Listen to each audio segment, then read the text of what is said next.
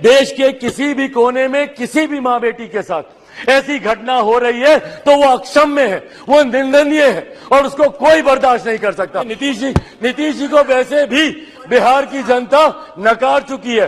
2020 के परिणाम दिखाते हैं, तीसरे नंबर की पार्टी बन गए, आधे से ज्यादा प्रत्याशी उनके चुनाव हार गए। मुजफ्फरपुर में दुष्कर्म करके उसके शरीर को 2 टुकड़ों में काटकर अर्धनग्न व्यवस्था में सर खेत में फेंक दिया गया। क्यों नहीं गए ये लोग वहां? पाड़ा में सर एक छोटी सी बच्ची के साथ दुष्कर्म करके 10 साल की बच्ची, उसको तेजाब छिड़क कर उसको जलाकर मार दिया गया। उसके शरीर को अपने ही घर में 10 फीट गड्ढे में उसको दफनाने के दशक में भी मणिपुर में इसी तरीके की परिस्थितियां थी। उस वक्त किसकी सरकार थी सर? क्या उस वक्त की सरकार ने मौजूदा सरकार को कोई इनपुट दिया? क्या उस वक्त के सरकार में बैठे लोगों ने कितनी बार इस सदन में चर्चा की?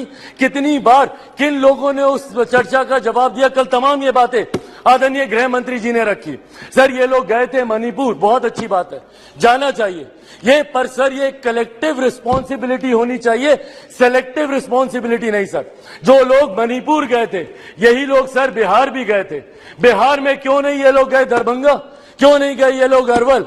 क्यों नहीं गए ये लोग मुजफ्फरपुर? अभी बछवाड़ा में सर एक छोटी सी बच्ची के साथ दुष्कर्म करके 10 साल की बच्ची, उसको तेजाब छिड़क कर उसको जलाकर मार दिया गया। उसके शरीर को अपने ही घर में 10 फीट गड्ढे में उसको दफना दिया गया।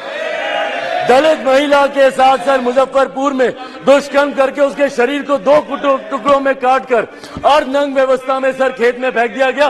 क्यों नहीं गए ये लोग वहां पर? अपने गठबंधन को तो मजबूत करने गए, पर क्यों नहीं ऐसे परिवारों से जाकर मिले? तो सर ये सेलेक्टिव रिस्पॉन्सिबिलिटी जब निभाते हैं, सर हकीकत है देश के किसी भी कोने में किसी भी मां बेटी के साथ ऐसी घटना हो रही है तो वो अक्षम्य है, वो निंदनीय है और उसको कोई बर्दाश्त नहीं कर सकता। और उसमें पूरे सदन को सर एकजुट होना होगा। कल गृह मंत्री जी ने जिस तरीके से अपील की सर, पूरे सदन को इसमें एकजुट होना होगा। इसमें आप आइसोलेट करके नहीं देख सकते कि जहां आपकी सरकार है वहां की घटनाओं को आप छुपाएंगे और जहां दूसरों की सरकार है वहां की घटनाओं को आप उठाएंगे। आपको चर्चा करनी होगी बंगाल पर, चर्चा करनी होगी आपको बिहार पर, चर्चा करनी होगी आपको राजस्थान पर, चर्चा करनी होगी आपको कर्नाटका पर। सर ये देश एक है सर, आप इसको ऐसे टुकड़ों में बांटकर आप नहीं आइसोलेट करके आप अपने विषयों को उठा सकते। और यही कारण है सर कि देश की जनता का विश्वास हमारे प्रधानमंत्री आदरणीय नरेंद्र मोदी जी पर हर चुनाव के साथ बढ़ता जा रहा है। और वो दिन दूर नहीं सर, 2024 चुनाव सामने है सर। इसी में देख लीजिएगा 2014 से बड़ा जनादेश 18 में यही सारी बातें हो रही थी, यही सारी बातें 18 में की गई थी।